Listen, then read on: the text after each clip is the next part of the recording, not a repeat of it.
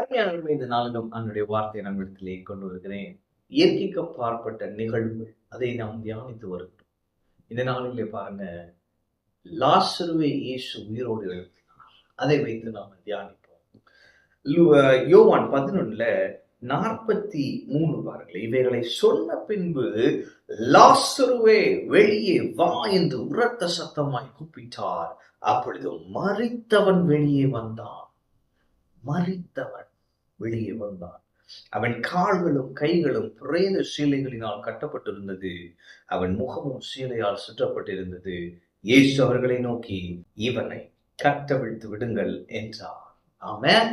அப்ப இன்னைக்கு நான் சொல்லுகிறேன், மரித்த நிலையிலே என்ன காரியம் இருந்தாலும் சரி, அது உங்க சரீர உறுப்பாக இருக்கலாம், செயல்படலைங்க, அப்படி இருக்கலாம், அல்லது உங்க பொருளாதார நிலையா இருக்கலாம், அல்லது உங்க உறவுகள், அந்த உறவுகள் புரிந்திருக்கலாம். ஒரு ரெஸ்டரேஷனுக்காக நீங்க இனி அது நடக்க வாய்ப்பு இல்லை பிரதர், அல்லது ஏதோ ஒரு கான்ட்ராக்ட்ல இருக்கலாம்.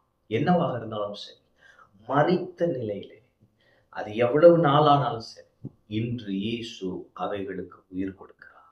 அவன் பாருங்கள், லாசரு மரித்து மக்கள் சொல்றாங்க 4 நாள் ஆச்சு, யாருமே.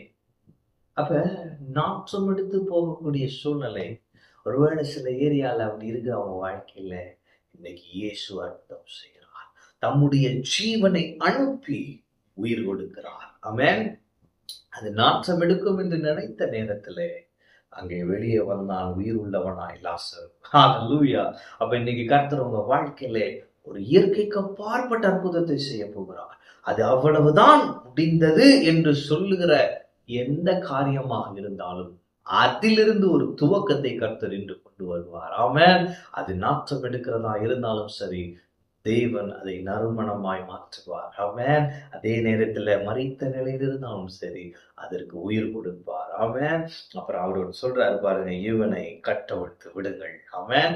அப்ப இந்த நாளை நான் சொல்லுகிறேன், இந்த நாளிலே உங்களுக்கு ஒரு விடுதலை உண்டு. இயற்கைக்கு அப்பாற்பட்ட நிகழ்வுகளை இயேசு இன்று உங்க வாழ்க்கையிலே நடத்தி உங்களை விடுதலையாக்குவார்.